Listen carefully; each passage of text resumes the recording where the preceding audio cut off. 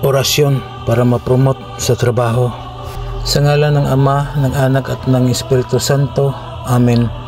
Amang makapangyarihan, ikaw ang pinagmumulan ng lahat ng biyaya at pagpapala. Inaangat ko po sa iyo ang aking trabaho, ang aking mga gawain at ang lahat ng aking pagsusumikap.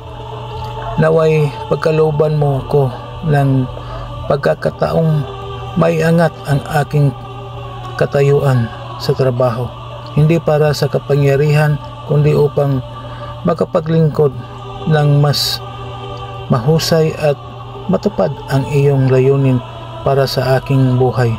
Inaalay ko po sa iyo ang lahat ng ito. Sa ngalan ni Jesus na aking Panginoon. Amen. Bigkasin lamang ang mga orasyon na sumusunod ng 3 beses at iihip sa isang basong tubig at inumin, o di kaya ay ihip mo sa iyong dibdib. Sator arepo tinit opera rotas, Diyos drito bahum cruz espiritu, Diyos drito bahum cruz espiritu, Diyos drito bahum cruz espiritu. Amen. Gawin ito araw-araw hanggang sa mapromote ka sa trabaho.